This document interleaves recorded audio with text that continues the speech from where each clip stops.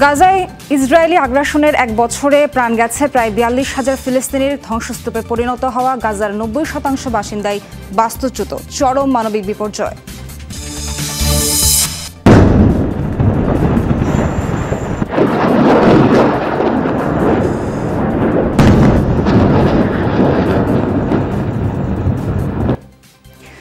লেবাননের বৈরুতে বিমান হামলায় ১২ জনের প্রাণহানি। জবাবে ইসরায়েলের শিল্পনগরী হাইফায় রকেট ছুড়ল হিজবুল্লাহ। চলতি বছর চিকিৎসায় নোবেল যৌথভাবে পেলেন দুই বিজ্ঞানী, অ্যামব্রোস ও গ্যারি রাফকুন। জিন গঠনে মাইক্রো আরএনএর ভূমিকা আবিষ্কার করায় পেলেন সম্মাননা।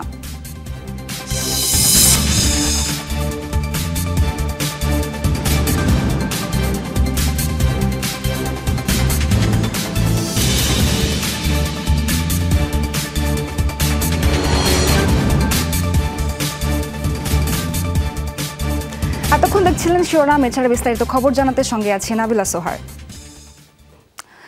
গাজায় ইসরায়েলি আগ্রাসনের এক বছরে পুরোপুরি ধ্বংসস্তূপে পরিণত হয়েছে গাজা।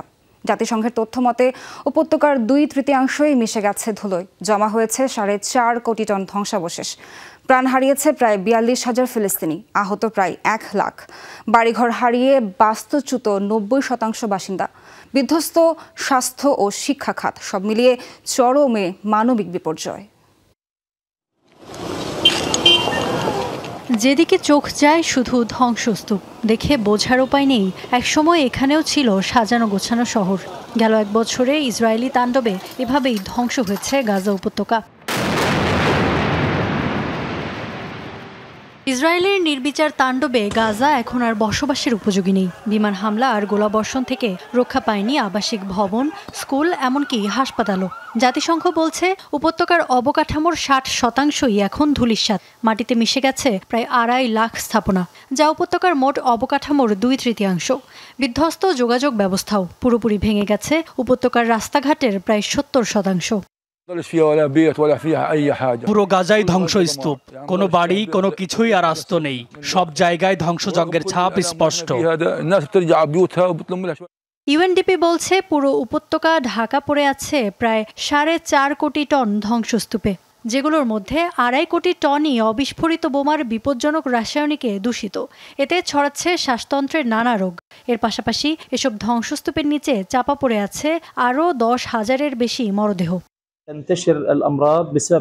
বিস্ফোরকে থাকা বিপজ্জনক বিভিন্ন রাসায়নিক ছড়িয়ে প্রতিনিয়ত দূষিত হচ্ছে গাজার পরিবেশ। পরিণতিতে উপত্যকার বাসিন্দাদের মধ্যে আশঙ্কাজনক হারে বেড়েছে শ্বাসতন্ত্রের বিভিন্ন রোগ। তবে এখানেই শেষ নয়, এসব বিপজ্জনক রাসায়নিকের প্রভাবে বাড়বে ক্যান্সার ও জন্মগত ত্রুটি। গেল এক বছরে পুরোপুরি ধ্বংস করে দেয়া হয়েছে গাজার স্বাস্থ্য খাত। ৩৬টি হাসপাতালের ১৯টি একেবারে অকার্যকর, বাকি ১৭টি কাজ করছে আংশিকভাবে, যেগুলোতে নেই পর্যাপ্ত পরিমাণ পরিষ্কার পানি, চিকিৎসা সরঞ্জাম, ওষুধ ও জ্বালানি। চরমে পৌঁছেছে মানবিক বিপর্যয়। দিন দিন প্রকট হচ্ছে খাবার ও বাসস্থানের সংকট। জাতিসংঘের জরিপ অনুযায়ী গাজার ৯০% মানুষই এখন বাস্তুচ্যুত, যাদের বেশিরভাগই আবাস হারিয়েছেন কয়েকবার করে। ইফাতারা খন্দকার, যমুনা নিউজ। এক বছর ধরে চলমান সংঘাতে ইসরায়েলের সামরিক বা অবকাঠামোগত ক্ষয়ক্ষতি খুব বেশি না হলেও ব্যাপক ক্ষতিগ্রস্ত হয়েছে দেশটির আন্তর্জাতিক ভাবমূর্তি। আগ্রাসন শুরুর এতদিন পরও দেশে দেশে অব্যাহত তেল আবিব বিরোধী বিক্ষোভ। বিশ্বজুড়ে জনসমর্থন তো হারিয়েছে, ক্ষতিগ্রস্ত অর্থনীতি, সংস্কৃতি সহ অন্যান্য খাত। অবনতি হয়েছে বিভিন্ন দেশের সাথে কূটনৈতিক ও বাণিজ্যিক সম্পর্কের, এমনকি জাতিসংঘের সাথেও তৈরি হয়েছে বৈরী সম্পর্ক। দীর্ঘ ১২ মাসের আগ্রাসনে ইসরায়েল গাজাকে মাটির সাথে মিশিয়ে দিলেও ক্ষতির হিসেব কম নয় নিজেদেরও। ইসরায়েল হয়তো ধ্বংসস্তূপে পরিণত হয়নি, তবে দীর্ঘ এক বছর ধরে সর্বাধুনিক সব সমরাস্ত্র আর দক্ষ সমর কৌশল প্রয়োগের পরও পূর্ণ হয়নি হামাস নির্মূলের লক্ষ্য, যাকে নেতানিয়াহু প্রশাসনের দম্ভের ওপর চপেটাঘাত হিসেবে মনে করছেন অনেকে। টানা হামলা, গণহত্যার কারণে আন্তর্জাতিক অঙ্গনেও ব্যাপকভাবে ক্ষুণ্ণ ইসরায়েলের ভাবমূর্তি। ইসরায়েলের ৭ অক্টোবরের পর থেকেই জিম্মি উদ্ধারের দাবিতে শুরু হওয়া বিক্ষোভ বেড়েই চলেছে সময়ের সাথে। ক্ষোভ, নিন্দা ছড়িয়েছে বিশ্বের সব প্রান্তে। এমনকি ইহুদিরাও পালন করছে ইসরায়েল বিরোধী নানা কর্মসূচি। মার্কিন প্রতিষ্ঠান মর্নিং কনসাল্টের জরিপ অনুযায়ী গত বছরের শেষে প্রায় অর্ধশত দেশে ইসরায়েলের জনপ্রিয়তা কমেছে গড়ে 19%। পিউ রিসার্চের তথ্য অনুযায়ী গেল এক বছরে পরম মিত্র যুক্তরাষ্ট্রের 70% বেশি নাগরিকের আস্থা হারিয়েছেন ইসরায়েলি প্রধানমন্ত্রী বেনিয়ামিন নেতানিয়াহু। ব্রিটিশ এক প্রতিষ্ঠানের জরিপ বলছে যুক্তরাজ্যের 60%-এরও বেশি মানুষ দায়িত্বশীল কোনো কাজের জন্য ইসরায়েলকে যোগ্য মনে করে না। বিশ্বজুড়ে জনসমর্থন হারানোর পাশাপাশি দেশটির অর্থনীতি, সংস্কৃতি সহ প্রায় সব খাতেই নেতিবাচক প্রভাব স্পষ্ট। গেল বছরের তুলনায় ইসরায়েলের পর্যটন খাতে আয় কমেছে প্রায় 80%। ব্যাংক খাতে প্রত্যাশার তুলনায় প্রবৃদ্ধির হার কমে দাঁড়িয়েছে অর্ধেকে। গত বছরের তুলনায় 2 ধাপ কমেছে ঋণ ফেরত দেওয়ার সক্ষমতা। গাজায় ইসরায়েলি আগ্রাসনের জেরে ইসরায়েলের সাথে কূটনৈতিক ও বাণিজ্যিক সম্পর্ক ছিন্ন করেছে বেশ কয়েকটি দেশ। মধ্যপ্রাচ্যের যে দেশগুলোর সাথে সম্পর্ক স্বাভাবিকের চুক্তি হয়েছে তারাও এখন ক্ষুব্ধ। সৌদি আরবের সাথে সম্পর্ক তৈরির তৎপরতাও ভেস্তে গেছে। জাতিসংঘ মহাসচিবের ওপর নিষেধাজ্ঞা দিয়ে বিরূপ সম্পর্ক তৈরি করেছে সংস্থাটির সাথেও। সবশেষ জাতিসংঘের সাধারণ পরিষদের অধিবেশনে চরম অপমানিত হতে হয় নেতানিয়াহুকে। বিভিন্ন দেশের প্রতিনিধিরা তাদের বক্তব্যে তুলোধুনো করেন ইসরায়েলি প্রধানমন্ত্রীকে। নেতানিয়াহুর ভাষণের সময় ওয়াকআউট করেন অনেক দেশের প্রতিনিধি। ইফাতারা খন্দকার, যমুনা নিউজ। গাজায় ইসরায়েলি আগ্রাসনের প্রতিবাদে সরব বিশ্ব। এক বছরেও হামলা বন্ধ না হওয়ায় দেশে দেশে চলছে প্রতিবাদ আন্দোলন। এশিয়া, ইউরোপ, আমেরিকার অন্তত 30টি দেশে রাজপথে নেমেছে মানুষ। যুদ্ধবিরতি না হওয়ায় বিশ্ব নেতাদের ওপর তীব্র ক্ষোভ ঝাড়ে ফিলিস্তিনপন্থীরা। ইসরায়েলি আগ্রাসনের এক বছর পেরিয়ে গেলেও এখনও ফিলিস্তিনি ভূখণ্ডে বন্ধ হয়নি রক্তপাত। চলমান বর্বরতার বার্ষিকীতে মধ্যপ্রাচ্য সহ বিশ্বের অন্তত 30টি দেশে হয়েছে ফিলিস্তিনপন্থীদের বিক্ষোভ প্রতিবাদ। এক বছরেও গাজায় ইসরায়েলি নৃশংসতা বন্ধ না হওয়ায় তুরস্কের ইস্তাম্বুল সহ দক্ষিণ পূর্বাঞ্চলীয় বিভিন্ন এলাকায় হয়েছে বিক্ষোভ। তেল আবিব বিরোধী স্লোগানের পাশাপাশি গাজায় অবিলম্বে যুদ্ধবন্ধের দাবি জানান তারা। ইহুদিরা পুরো বিশ্বের জন্য হুমকি। 1948 সাল থেকেই তারা ফিলিস্তিনে নারকীয় হত্যাযজ্ঞ চালাচ্ছে। অবাক হচ্ছি, বিশ্ব নেতাদের কেউ কিছুই করছে না। গাজার মানুষদের পাশে আমাদেরই দাঁড়াতে হবে। গাজাবাসীর সাথে একাত্মতা প্রকাশে হামলার বর্ষপূর্তির আগেই ব্যাপক বিক্ষোভ হয়েছে পাকিস্তানের করাচিতে। জামাতে ইসলামের নেতৃত্বে ইসরায়েলের ধ্বংস চেয়ে রাস্তায় নামে হাজার হাজার মানুষ। পুরো বিশ্ববাসীকে জেগে ওঠার আহ্বান জানাই। যুক্তরাষ্ট্রকে বলতে চাই, ওরা খুনিদের সহায়তা করছে। গাজার মানুষদের না বাঁচিয়ে ইসরায়েলের পক্ষ নিয়েছে যুক্তরাষ্ট্র। ইসরায়েলকে ক্রমাগত সামরিক সহায়তা দিয়ে যাওয়ায় পশ্চিমা দেশগুলোর বিরুদ্ধেও বেড়েছে ক্ষোভ। গাজায় গণহত্যা বন্ধ ও তেল আবিবকে অস্ত্র সরবরাহ বন্ধের দাবি উঠেছে ইউরোপ, আমেরিকাতেও। ব্রিটেন, ফ্রান্স, জার্মানি ও স্পেনের রাজপথেও হয়েছে বিক্ষোভ কর্মসূচি। পশ্চিমারা ক্রমাগত নেতানিয়াহুকে অস্ত্র সরবরাহ করে যাচ্ছে। যুক্তরাষ্ট্রের লাগাতার সমর্থনে এক বছর পরও যুদ্ধ চলছে গাজায়। আমরা গাজাবাসীর পাশে আছি। এই নারকীয় হত্যাকাণ্ড বন্ধ করতে হবে। এখন যুদ্ধ শুধু ফিলিস্তিনি সীমাবদ্ধ নয়। নেতানিয়াহুর লজ্জা হওয়া উচিত। ওর হাতে অগণিত মানুষের রক্তের দাগ লেগে আছে। যুদ্ধবিরতির আলোচনা হলেও গাজায় থামছে না ইসরায়েলের আক্রমণ। আসলে ওরা যুদ্ধবিরতি চাই না। এক বছর ধরে পাখির মতো মারা যাচ্ছে মানুষগুলো। গাজায় এক বছর ধরে ইসরায়েলি বর্বরতায় নিহতদের স্মরণে প্রতিবাদ সমাবেশ হয়েছে আর্জেন্টিনা ও চিলিতে। গণহত্যার তীব্র নিন্দা জানিয়েছেন অংশগ্রহণকারীরা। তাজরিয়ান সোবহান, যমুনা নিউজ। ইসরায়েলি বাহিনীর হামলায় আরও একটি ভয়াবহ রাত দেখল লেবাননের রাজধানী বৈরুত। দেশটিতে তেল আবিবের অভিযান জোরদারের পর সবচেয়ে বড় হামলায় প্রাণ হারিয়েছে কমপক্ষে 12 জন, আহত 20 জনের বেশি। রোববার রাত 11টার পর শুরু হয় ভয়াবহ তাণ্ডব। বিমান থেকে হয় ব্যাপক বোমাবর্ষণ। একের পর এক বিস্ফোরণে কেঁপে ওঠে বিভিন্ন এলাকা। এর আগে নতুন করে কয়েকটি এলাকায় উচ্ছেদের নির্দেশ দেয় ইসরায়েলি বাহিনী। হিজবুল্লাহর ঘাঁটি ও অস্ত্রাগার লক্ষ্য করে হামলার দাবি তেল আবিবের। বৈরুতের দক্ষিণে দাহিয়ে, কামাতিয়ে ও কায়ফুন শহরেও চালানো হয় ব্যাপক হামলা। দাহি অঞ্চলে হিজবুল্লাহর অস্ত্রাগার দাবি করে ধ্বংস করা হয়েছে একটি হাসপাতাল।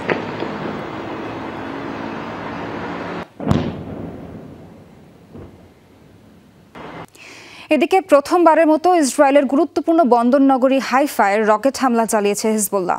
আহত অন্তত 10 ইসরায়েলি। রোববার ইসরায়েলের উত্তরাঞ্চল লক্ষ্য করে ফাদি-1 মিসাইল ছোড়ে হিজবুল্লাহ। বন্দর নগরী হাইফায় দেশটির সামরিক ঘাঁটি লক্ষ্য করে হামলা করা হয়েছে বলে জানায় গোষ্ঠীটি। হিজবুল্লাহর হামলায় বড় ধরনের ক্ষতি হয়নি বলে দাবি তেল আবিবের। কিছু রকেট অকার্যকর করা হয়েছে বলেও জানিয়েছে ইসরায়েলি সেনাবাহিনী। উত্তরাঞ্চলীয় গ্যালিলি, তিবেরিয়ান সহ বিভিন্ন এলাকায় জারি করা হয়েছে সতর্কতা। লেবানন ইসরায়েল সংঘাতের তীব্রতা বৃদ্ধির পর এই প্রথম ইসরায়েলের শিল্প এলাকায় হামলা করল হিজবুল্লাহ।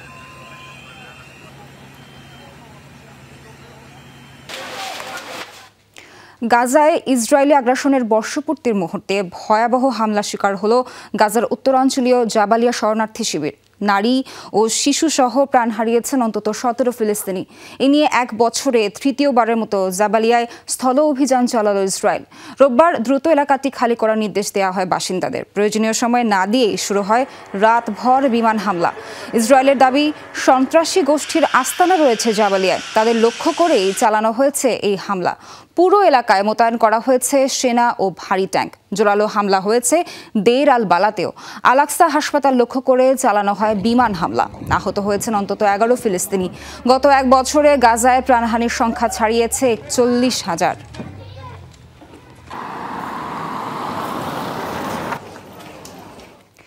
গেল 1 বছরে যুক্তরাষ্ট্রে ইহুদি বিদ্বেষ বেড়েছে 200 গুণ, যা এ যাবৎকালে সর্বোচ্চ। মার্কিন বেসরকারি সংস্থা অ্যান্টি ডিফেমেশন লীগের জরিপে উঠে এসেছে এমন তথ্য। সংস্থাটির জরিপ বলছে, হামাসের 7 অক্টোবরের হামলার পর বেড়েছে ইসরায়েলিদের প্রতি ঘৃণা এবং বিদ্বেষ।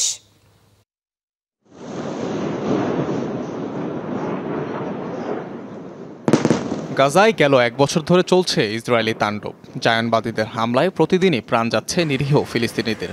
মূলত এই ঘটনাকে কেন্দ্র করে বিভিন্ন দেশে বেড়েছে ইহুদি বিদ্বেষ। নিউ ইয়র্ক ভিত্তিক বেসরকারি সংস্থা অ্যান্টি ডিফেমেশন লীগের প্রতিবেদন বলছে, গেল 1 বছরে যুক্তরাষ্ট্রে রেকর্ড পরিমাণ বেড়েছে ইহুদি বিদ্বেষ। সংস্থাটির তথ্য অনুযায়ী 2023 সালের 7 অক্টোবর থেকে চলতি বছরের 24 সেপ্টেম্বর পর্যন্ত যুক্তরাষ্ট্রে ইহুদিদের বিরুদ্ধে বিদ্বেষমূলক ঘটনা ঘটেছে 10,000-এরও বেশি। গত বছর যে সংখ্যা ছিল মাত্র 3,325, শতকরায় যা বেড়েছে 200 গুণেরও বেশি। ধরনভেদে এসব বিদ্বেষের ঘটনাও ছিল ভিন্ন ভিন্ন। রেকর্ড 10,000-এর মধ্যে 8,000-ই ছিল মৌখিক কিংবা লিখিত ধরনের ইহুদি বিদ্বেষ। ধ্বংসাত্মক বিদ্বেষ ছিল প্রায় 2,000। ইহুদিদের শারীরিক নির্যাতনের ঘটনাও ঘটেছে 150-টির মতো।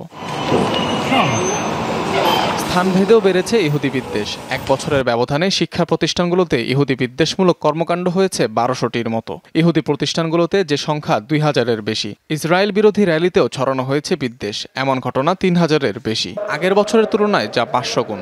অ্যান্টি ডিফেমেশন লীগের দাবি, হামাস, হুথি, হিজবুল্লাহকে সমর্থনের পাশাপাশি ইহুদিদের বিরুদ্ধে ঘৃণা ছড়ানো হয়েছে এসব র্যালিতে।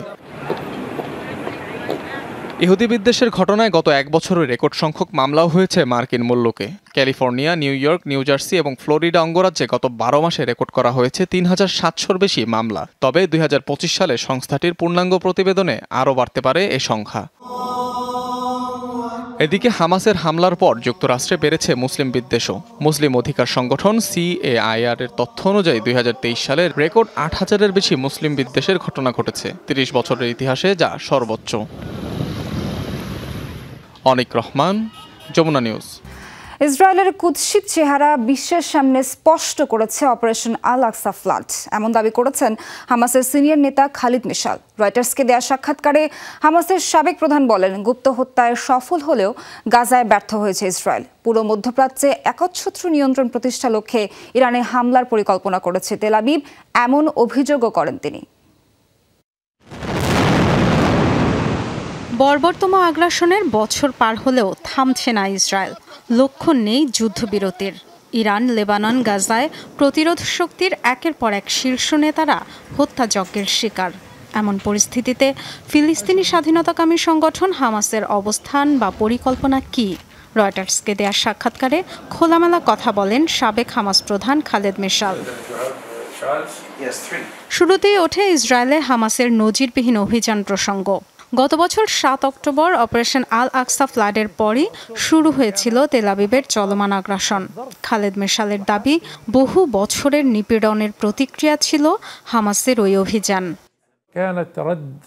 ইতিহাস 7 অক্টোবর থেকে শুরু হয়নি, বরং এটা একটা প্রতিক্রিয়া ছিল।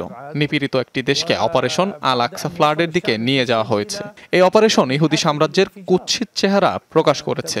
এই অঞ্চলের মূল সমস্যা যে ইসরায়েলের দখলদারিত্ব ও একটি বিদেশি শক্তির উপস্থিতি। 7 অক্টোবরের ঘটনা সেই বাস্তবতা তুলে ধরেছে। ইসরায়েলের প্রতি যুক্তরাষ্ট্রের সমর্থনের সমালোচনা করেন হামাস নেতা। বলেন, হামাস যুদ্ধবিরতি চাইলেও ওয়াশিংটনের ভণ্ডামি ও বেনিয়ামিন নেতানিয়াহুর একগুঁয়েমের কারণে তা সম্ভব হয়নি। সিদ্ধান্ত গ্রহণ ও কৌশলের দিক থেকে দেখা যাচ্ছে নেতানিয়াহুর ইচ্ছা ও গোয়ার্তুমের কাছে বাইডেন প্রশাসনও অসহায়। হত্যাযজ্ঞের জন্য বিলিয়ন বিলিয়ন ডলারের অস্ত্র দেয় তারা, তাদের সুরক্ষায় কাজ করে। হামাস যুদ্ধ বন্ধ চাইলেও ভণ্ডামির পরিচয় দিয়ে নেতানিয়াহুর চাওয়াকেই স্বীকৃতি দিয়েছে তারা। মধ্যপ্রাচ্যে ইরানকে দমন করাই ইসরায়েলের মূল লক্ষ্য বলে দাবি করেন খালেদ। হিজবুল্লাহ বিরোধী লড়াই তেহরানের পরমাণু প্রকল্পে হামলার প্রস্তুতি বলে জানান তিনি। এখন এটা আরো স্পষ্ট, ইসরায়েলের এই আগ্রাসনের সুনির্দিষ্ট লক্ষ্য আছে। বিপজ্জনক মনে করলে তাদের সরিয়ে দেয়াই তাদের মূল এজেন্ডা। প্রভাবশালী কাউকে এই অঞ্চলে প্রতিদ্বন্দ্বী হিসাবে রাখতে চায় না তারা। আগ্রাসন হত্যাযজ্ঞ চালিয়েও গাজায় সাফল্য পায়নি ইসরায়েল, এমন দাবি করেন খালেদ মেশাল। তেল আবিবের হামাস নির্মূলের লক্ষ্য পূরণ হবে না বলেও হুঁশিয়ারি দেন। যুক্তরাষ্ট্রের সহায়তায় তাদের প্রযুক্তিগত ও গোয়েন্দা সক্ষমতা নিঃসন্দেহে এগিয়ে। গুপ্ত হত্যা সহ অনেক সাফল্য পেয়েছে তারা, তবে ব্যর্থ হয়েছে গাজায়। 1 বছরেও লক্ষ্য পূরণ হয়নি তাদের। শেষটা কখনোই ইসরায়েলের পক্ষে হবে না। ফলাফল ফিলিস্তিন, লেবানন ও প্রতিরোধ শক্তির পক্ষেই আসবে। ইসরায়েল হারবে। হামাস প্রধান হিসেবে পরপর 2 মেয়াদে দায়িত্ব পালনের পর 2017 সালে ইসমাইল হানিয়ার হাতে সংগঠনের দায়িত্ব তুলে দিয়েছিলেন খালেদ মেশাল। ডরথি তাস্ট্রিন, যমুনা নিউজ। যে কোনো মূল্যে জয়ী হবে ইসরায়েলি বাহিনী, এমন হুঁশিয়ারি দিয়েছেন দেশটির প্রধানমন্ত্রী বেনিয়ামিন নেতানিয়াহু। রোববার লেবানন সীমান্ত পরিদর্শনে গিয়ে এমন মন্তব্য করেন তিনি। 1 বছর আগে আমরা ভয়ানক ধাক্কা খেয়েছিলাম। গত 12 মাস ধরে আমরা সেই পরিবর্তন আনার চেষ্টা করে চলেছি। আপনাদের অভিনন্দন জানাই, আপনারা বিজয়ের প্রজন্ম। ইসরায়েলে হামাসের 7 অক্টোবরের হামলার নতুন ভিডিও প্রকাশ করেছে দেশটির সেনাবাহিনী। প্রকাশ করা হয় 7 অক্টোবর ইসরায়েলি বাহিনীর নানা তৎপরতার ভিডিও। এতে দেখা যায় আইডিএফ এর পাশাপাশি হামাস বিরোধী অভিযানে অংশ নিয়েছিল ইসরায়েলের বর্ডার পুলিশ ফোর্স সহ অন্যান্য বাহিনীর সদস্যরা। ভিডিওতে হামাসের হামলায় পুড়তে থাকা সীমান্তবর্তী এক পুলিশ স্টেশনও দেখা যায়, যা দখলে নিয়েছিল হামাস যোদ্ধারা। একই দিন হামাস যোদ্ধাদের কাছ থেকে জব্দকৃত নানা অস্ত্রের প্রদর্শনীর আয়োজন করে ইসরায়েলি সেনাবাহিনী। প্রদর্শনীতে রকেট থেকে শুরু করে জায়গা পায় হামাস সদস্যদের ব্যবহারকৃত বিভিন্ন রকেট লঞ্চার, ধারালো অস্ত্র এবং যানবাহন।